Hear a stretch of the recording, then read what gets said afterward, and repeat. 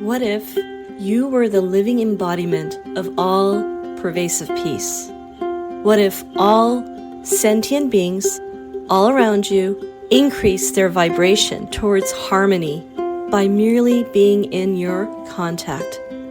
What if, through conscious reasoning, focused will, and intentional living, you reform yourself, thereby becoming a catalyst in sparking transformation in others? I'm Shilpa Lewis, meditation, mindset, and mindfulness coach for midlife mompreneurs, and you are listening to Omnipresent Awareness, the podcast that will inspire you to use your story to serve humanity in not just healing, but thriving as souls, each fulfilling their highest purpose.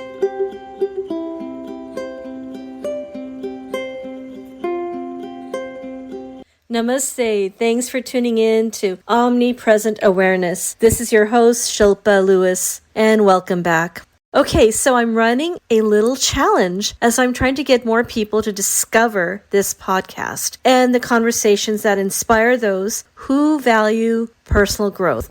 And the best way to do that is to leave reviews. You can leave a review on Spotify, Google Podcast, or Apple Podcast. So here's a little request from me to you. If you feel like you have received any value at all from these episodes, then please write a little review and take a screenshot of your review. Once you've done that, email that screenshot to me at omnimindfulness@gmail.com. Once I get your screenshot, you will receive one of my infographics. Spark your meditation practice through Sankalpa. Sankalpa is the Sanskrit word for intention setting. Along with this, you'll receive a link to my guided meditation where you can daily practice intention setting with some inspirational music and breath work. This infographic, along with the guided meditation, is guaranteed to have you start your practice for meditation with a spark. It is my gift for you for being a listener, being a supporter, and of course for you to be able to manifest the best meditation practice. So thank you for showing up, listening, and being inspired, and most importantly, taking action. I appreciate you. So again, please don't forget to take a screenshot of your review and send it to omnimindfulness@gmail.com, and I will send you that infographic and the link to the guided meditation. And now, a conversation recorded with my partner in awareness, Tanya, from our joint podcast, Mindful Mompreneur Moments. And oh yeah, if you could, please listen to the very end of the podcast for powerful insights from our guest. Thank you.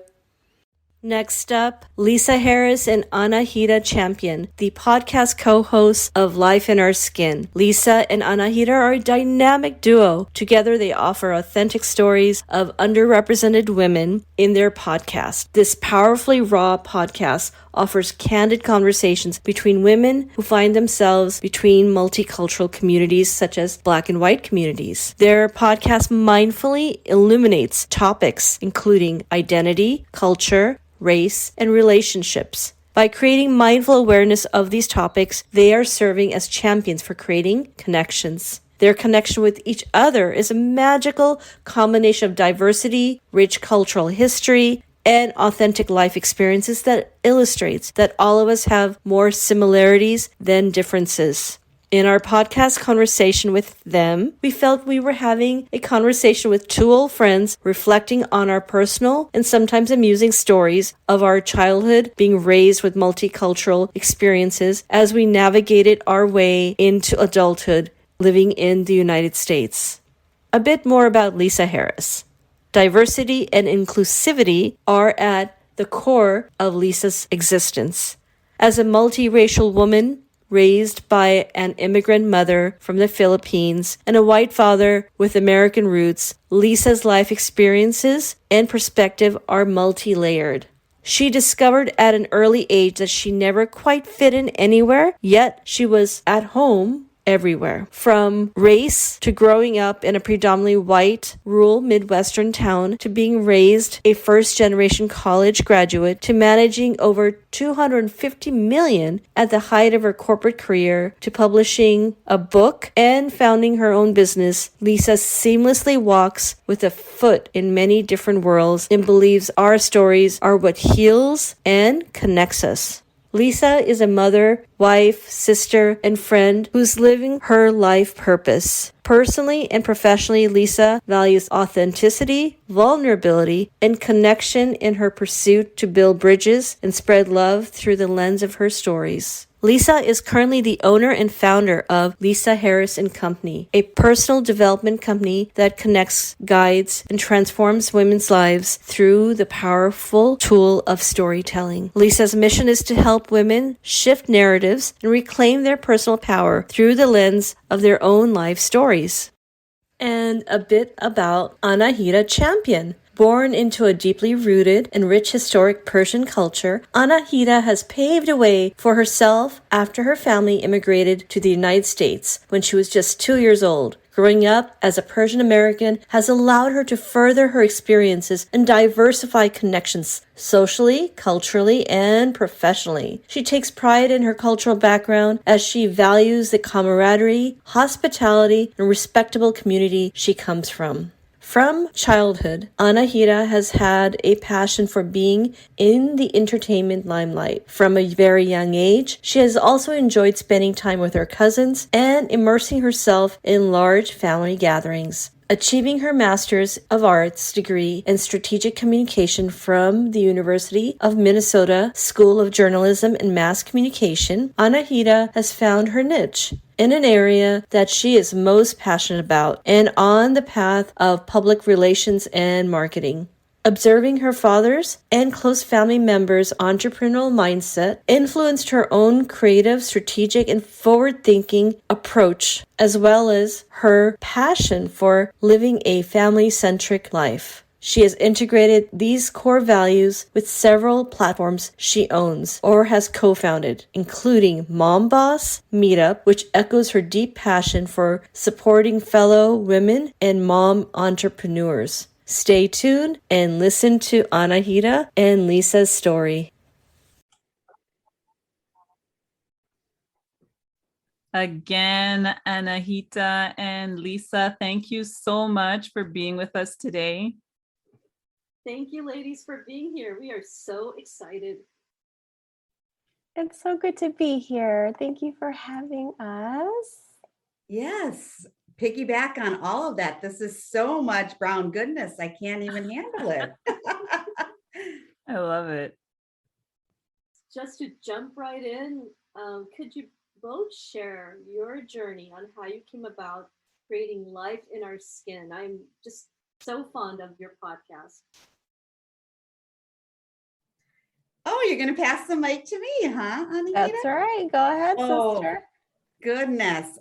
You know, it began years ago, maybe very similar to you guys, with just conversations. Anahita and I have known each other since 2016, and we've had these conversations just between the two of us that we really felt very common themes in our experiences being, ethnic women of color, growing up in predominantly white communities here in the Midwest. And there were frustrations that we were dealing with, that conversations weren't happening in our community or with some of our friend groups. And we just really leaned on each other. And that's kind of where the journey began. And we thought, gosh, it's time to really have these conversations out there in the open. And I think we had grown a lot and we're ready to be that vulnerable out there in the world. I don't know if you want to add on more to that, Anahita, but that's where it's initially started.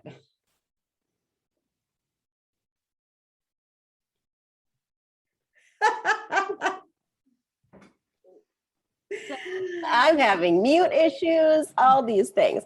That is where it started. And we've always had added ideas because we're both in the creative world as well. So with Lisa's writing background and my media background, we've had things like, we need to have events. We need to have more conversations. We need to bring women together to feel seen and feel heard. It's like a campaign and all the things.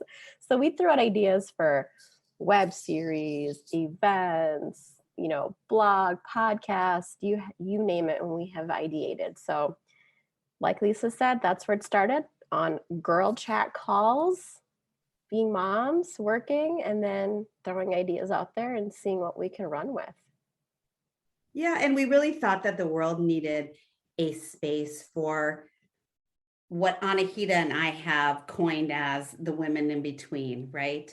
We really felt like the world needed to hear a different perspective from the women that find themselves in between both the Black and the white community. And we've really resonated with a lot of different kinds of women that sit in that center point. So for us, it was really important to be able to give them a space to be heard, but also for the world to understand it is a different angle. It's a different perspective with the women in the middle. I can certainly relate, and I can tell you that so many nuances of what you both share in your podcast is often like me screaming at it, going, oh, I get that. I get that. Yeah, we can so relate in so many different levels, because Shilpa and I also want to be able to empower other women. And of course, our cultural backgrounds make it that we want to help our communities as well. And particularly your podcast, like I can speak for myself with the last podcast episode, which is Check the Box. I have to say that episode triggered me. Like there were so many parts where I was like, okay, like it triggered me in not such a good way at first, because I felt myself tensing up to the idea that you would check the white box, right? And for me, it was like a sign of people not wanting to identify as brown at all. And as I was listening to it, and I knew like there was, I always give people the benefit of the doubt, and I always like, it's always so empathetic. And as I was listening to it, I was like, wow, these women are so, they speak from their heart. And it was not at all about not wanting to identify as brown. It was about not being given a choice almost, and it was just such an interesting perspective and such an interesting topic. I loved it. I have a niece who has, obviously my brother who's Black, and her mom's white. She has blue eyes. You can't really tell what she is.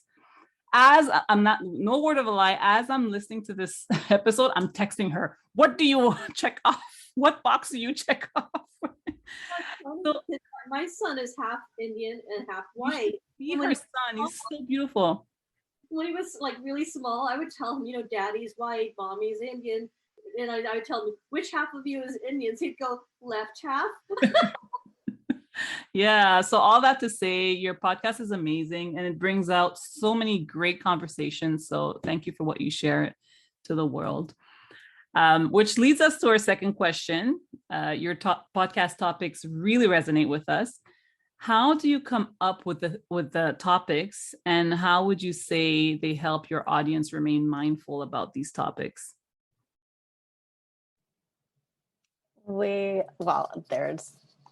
There's the mic coming back at me. I say that it first started, the podcast, once we were like, let's hit record. We have lots of things to share.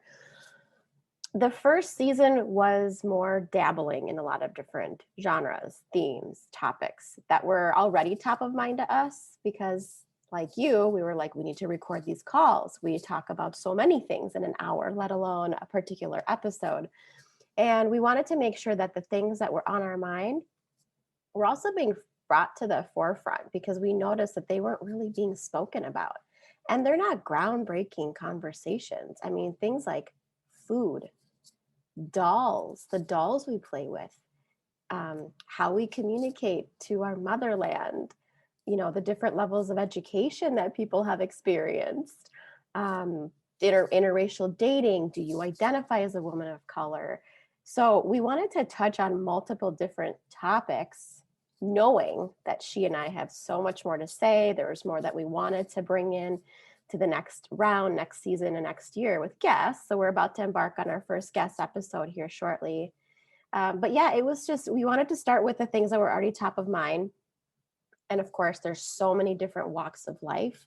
There's so many different experiences. There are so many different variations of stories that can touch on food, music, movies. What emoji do you use? I mean, they seem silly, but also some are very, triggering, as you said, Tanya. But we wanted to make sure we had those conversations. So I'll start with that. I'm sure Lisa has some things to add. Oh my goodness. I mean, that's really it. I mean, it was the things that were heavy on our heart, the things that made us laugh when we were chatting with each other. But yeah, the check your box episode was a conversation we'd had with other women of color. And it just really exploded into this really big conversation about what is it specifically do you identify as? And is that the right quote unquote label for you? And that conversation just continues to kind of explode within the women that we know who are in the middle. And that's just been a great conversation. And then again, like Anahita said, what's unique about the women in the middle, and we coined it that way between the two of us, is there is a lot of immigration stories within that sector. So there's a lot of conversations that aren't really brought to light as it relates to, like our one episode, communicating back home, having my mom communicate, how they would communicate, what that looked like to our family, and just really how we saw the world. And so I think that's really unique about this collective of women. So yeah, It is those different lived experiences, and the ultimate goal is to bring compassion and connection through these conversations. So if there is a white sister out there that can't relate to this walk of life, but may know someone that knows someone, or their ancestors, for example, they can at least learn and connect, and have compassion towards her sisters of color. And same for us women in the middle, we're learning from different experiences. Within the Asian community, there's so many sub-communities. Within biracial, I mean, what does that even make up? So there's so many different elements that we want to share these stories of. So to remain mindful for our audience and listeners is just to come with compassion, and hopefully they can connect to something in some capacity. Yeah, it's such an interesting topic. And even for me, being a Black woman who is light-skinned, I have brothers who are darker than me. I could almost, like, they used to call me like the middle child, but because of my color, the color of my skin, not because of, they call me like white bird or like weird stuff. But within a community, you can have all kinds of different shades. So I kind of related a lot to what you guys say in your podcast. It's really amazing. Yeah, interesting about the whole like shade of your skin. This could be its own podcast, but just growing up, like, oh, Shilpa's lighter. So this kind of puts you, like, I don't know if you ever watch Bollywood, but somehow women are put on this pedestal of their lighter skin. But it becomes almost like this, I don't know, stigma. Like, oh, I would perceive other darker women. I'd be like, but you're gorgeous. Why is this even a topic? Oh, is she marriage quality? Oh, let's look at her tone of her skin. Hey, it can get really deep. Yeah. oh my goodness. You just said marriage quality, and that really resonates with certain cultures. Even that word, some people wouldn't even resonate with that word at all. Oh, it's the labels.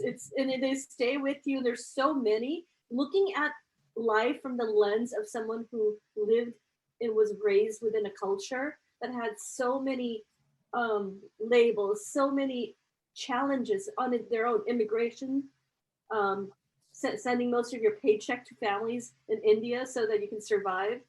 All of those things. It'd be nice if others that are listening, even if they can relate, they come in with curiosity.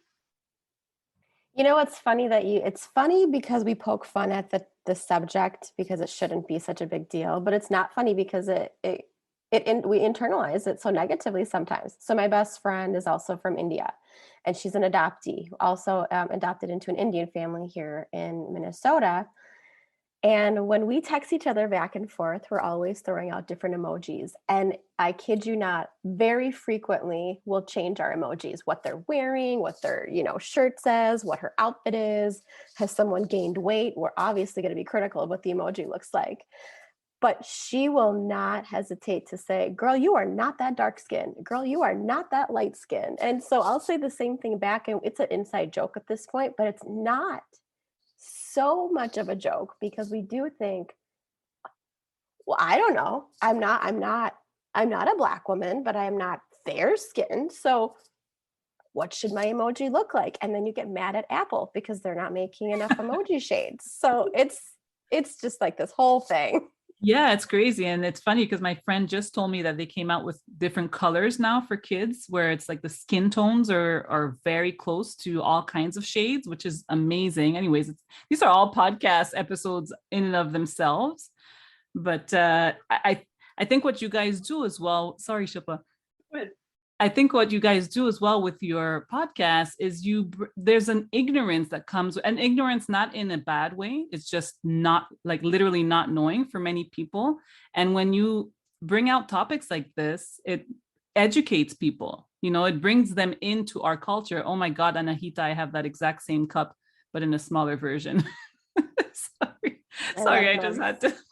I'm drinking out of a green M&M mug for those that can't. For those who can't see. Understand what we're doing. Yeah, mindfulness. So I remember one time after I had just finished a yoga class and somebody sent me a little namaste, and it was a darker skin one. I'm like, how insensitive am I? I didn't realize they had emojis that could be for darker skin. Yeah. So next question, and I really feel this one's like a broad one that can go in many directions, but how would you say your cultural background shaped you and perhaps even influenced your identity for both of you? Anahita is now passing the mic to Lisa. Oh my goodness. I knew you were going to pass the mic to me on this one. I don't know why this one was such a challenge for me to think through, ladies.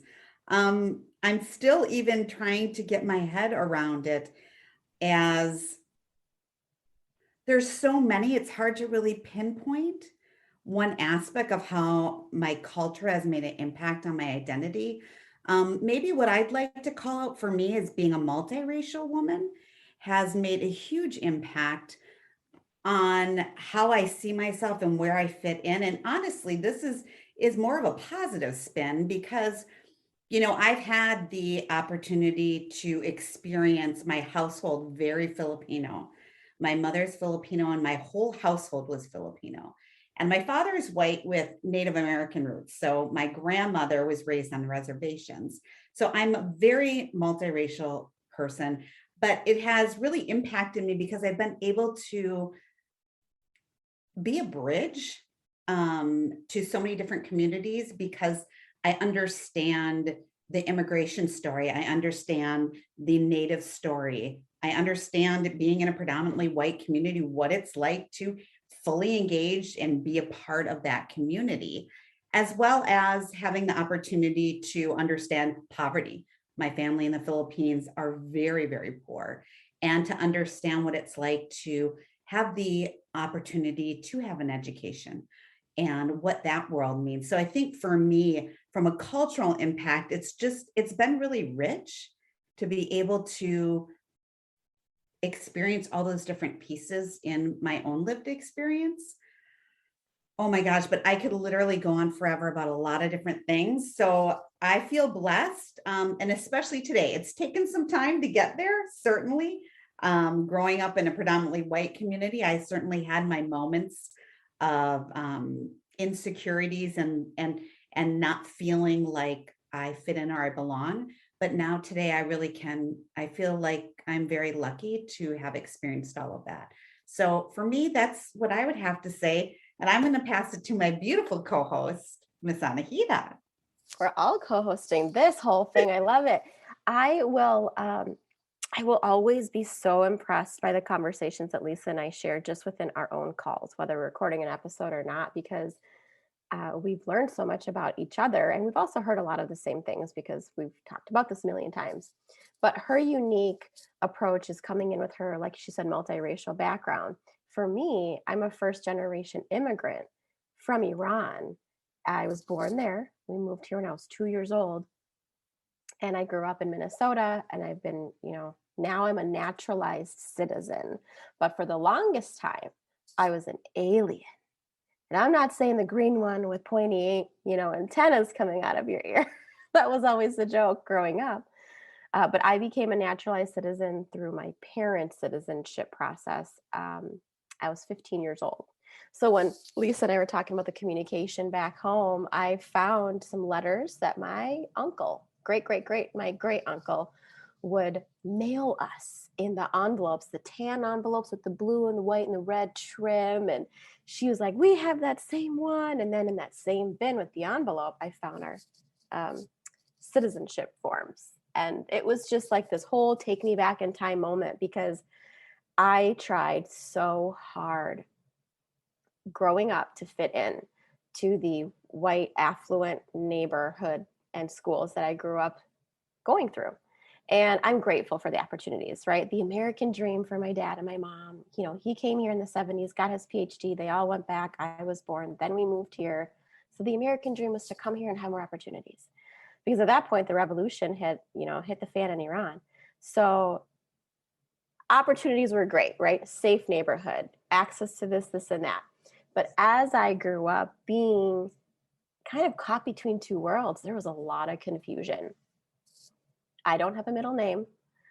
My last name now is Champion because it's a married last name.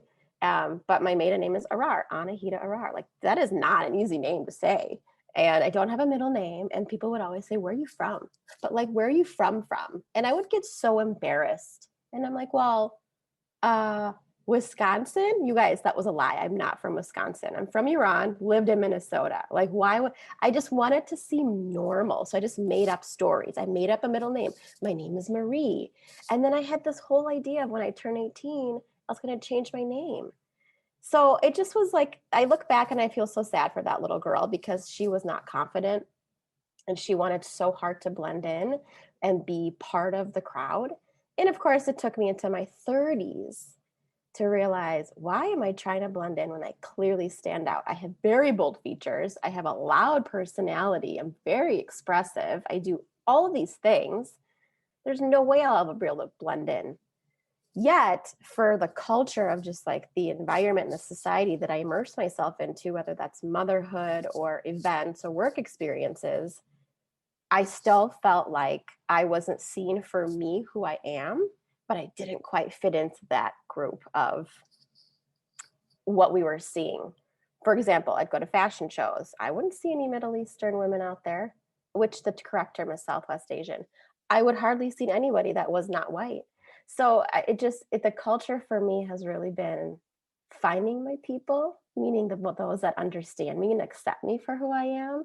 And then there's this whole walk of a personal journey of reminding myself who I am, where I came from, what my values are, and just fitting in my own norm and not trying to blend in with other people. I am my own unique self. So I could go on for hours.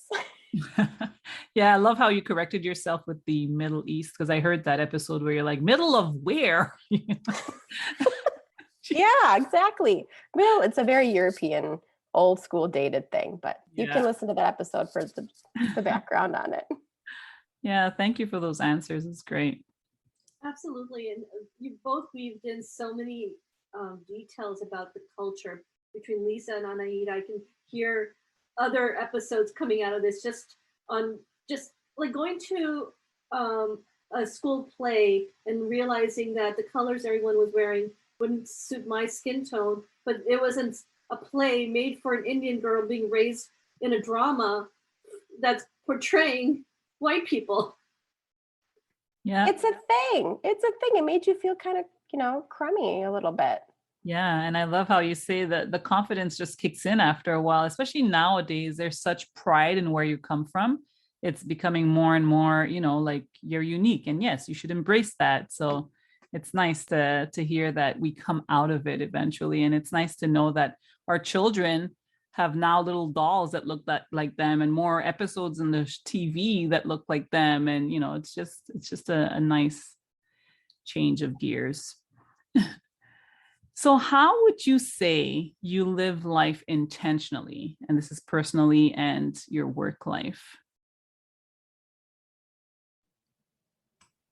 Lisa, you always have some great things to share about your intentions. Let's hear from you. Oh, goodness. Why do I feel like I always have to go first? You don't have to. I just got done going on and on. Yeah, that's true. You just, we're doing popcorn, right? Like you just went. So, oh goodness, how would I say I live my life intentionally? What's important to me is learning about other people and being curious and being myself. And so I think the way that I do that is sharing myself so that others feel comfortable so they can share themselves, and together we can be more authentic. As I share, people can learn about me. As I listen, I can learn about them. And I think for me, it's just getting closer and closer to my values and just leading with compassion. I don't know, the older I get, the more I just want to just wrap my arms around people these days. I want to be just me without any labels, without any expectations. And so the more that I understand what that is, the more that I can kind of open up my heart to other people that way. And I try and practice the best I can with leading that way. It's not easy, but one of the things that I do with my group of women in my narrative coaching business is I always say, when I'm in space with women specifically, I look at them as if they're a little girl, and I remember the little girl inside of them. And if I can look at that little girl, I know in my heart that there is somebody, at least one person in this world, that loves her with all of their being, that would not be happy on this earth without her. And if I look at her that way, it gives me the opportunity to open up to her and to really be compassionate. And that's the tool that I use to help me see women that way. So I don't know. You do know. Doesn't Lisa just want to make you cry and just go cuddle that 5-year-old little girl? And that's a question we ask people that we talk to is, let's talk about your little girl. Because if I look back to my young self, I was so fearless. I was so authentic and genuine before I even knew what those words mean, because you're 5. And I look at my 5-year-old and she's running around in her underwear, jamming out to whatever song is on the movie, because I did the same thing when I was 5, literally. Air guitar, underwear. Now you have the whole picture. But the point is, it was just so me. And at some point in time, you get caught up with competition, false narratives, confusion, all these different ways of looking at things. And then you start throwing judgment either at yourself or at others. And as I continue to learn and unlearn, like daily through all the different moments, I want to better understand my community, my peers, and also myself. I mean, I did some personal development coaching, and now I'm in therapy. Bless my therapist's soul, so that I can not only be a better version of myself that's more true to the 5-year-old me, because that hasn't gone anywhere. It just got buried under all this stuff. But also in a way so I can support my community. So for me, I really like to be a bridge to others on a personal standpoint, on a professional standpoint. The multicultural lens aspect of it helps in a lot of ways. But then there's moments when I find myself, let's say, scrolling Instagram, and I come across something and I lose focus and I start feeling like a judgment's going to come out of my mouth. A thought is crossing my head. I mean, we're all walking judgments. Let's just be real. But if there's a moment that I see something and I feel a sense of competition or something negative, it's easy for me to just throw shade. So I have to I started intentionally in the last year or two, quick find a compliment, quick comment for the sake of moving past this nasty moment in your head. Just put a comment that is complimentary on their post, cheer them on, and move forward. So it helps obviously to lead with kindness, but truth be told, I do a lot of it to internally check myself. So it's authentic and it's genuine, but it's also girl, you are still learning. You're embracing people, you're celebrating them.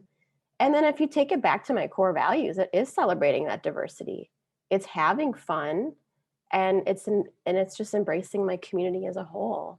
And that takes work, but that's how I hopefully show up intentionally.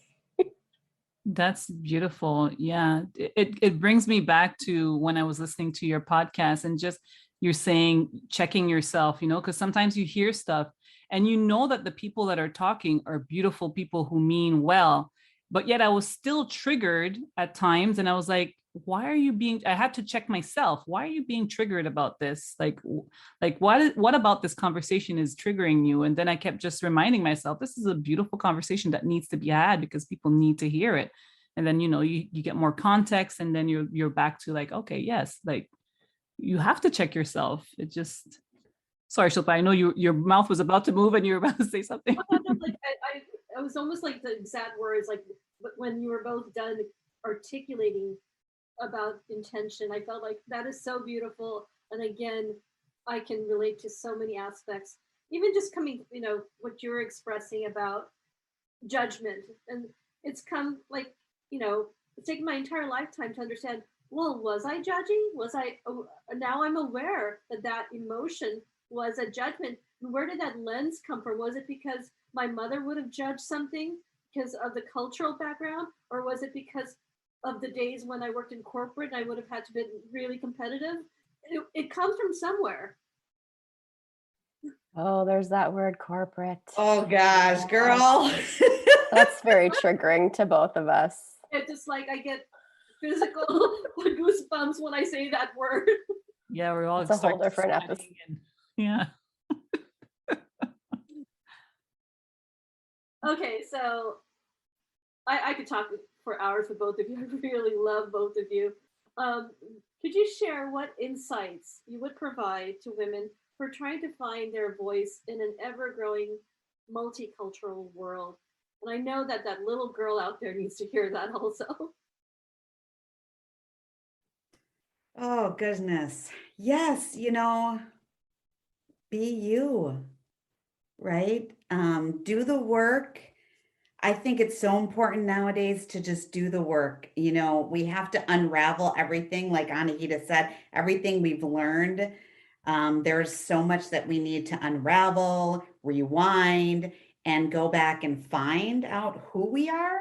So to use our voice is important, but we need to know who we are, and we need to love who we are as we're using our voice. I mean, one of the things that I talk a lot about in the work that I do is, yes, it's important to share like we're doing today, to use our voice, to educate, to help other people understand. But it is our lived experience and our stories, and we don't have to just give it away for others to heal and grow from, for others to understand. It belongs to us.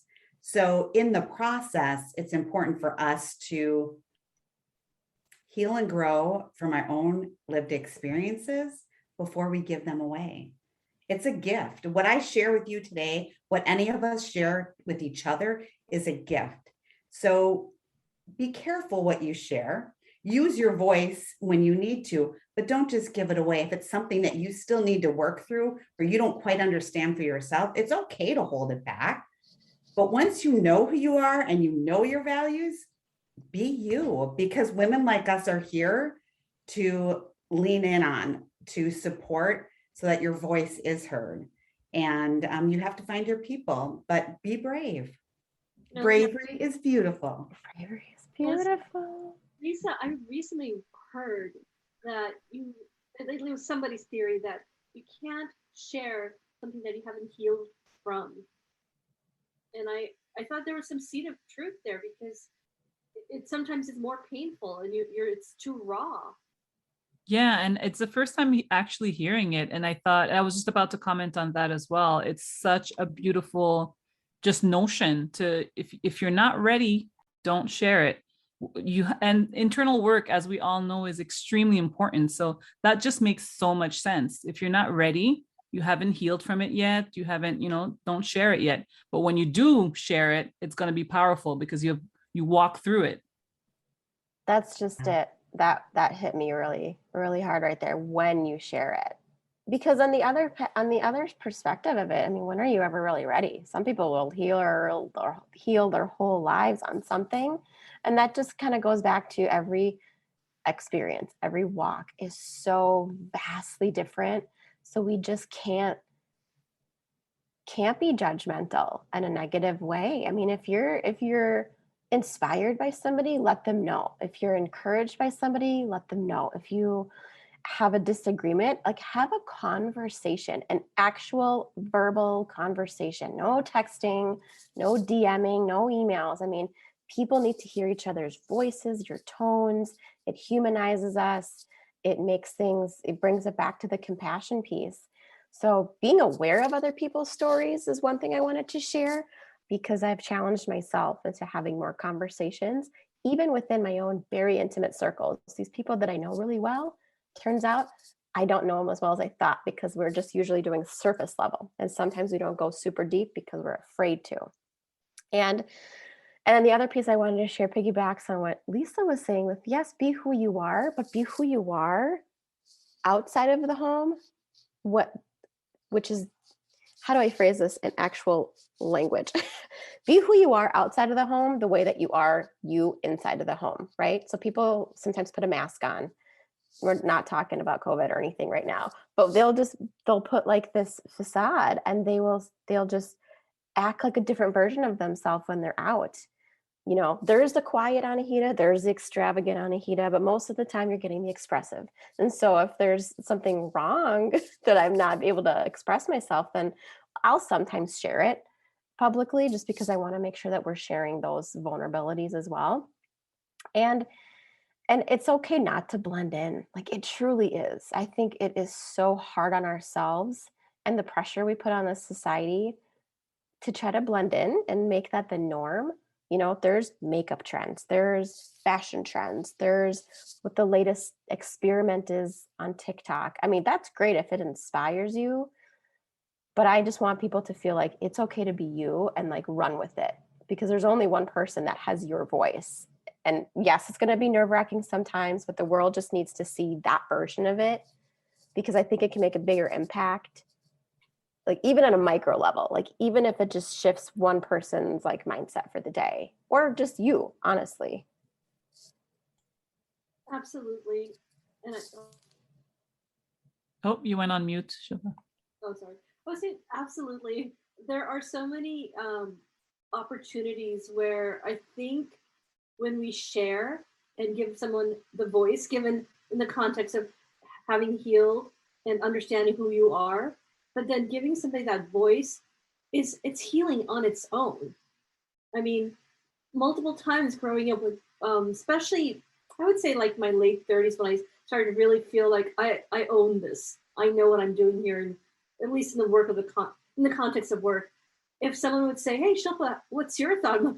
They want to know my thoughts.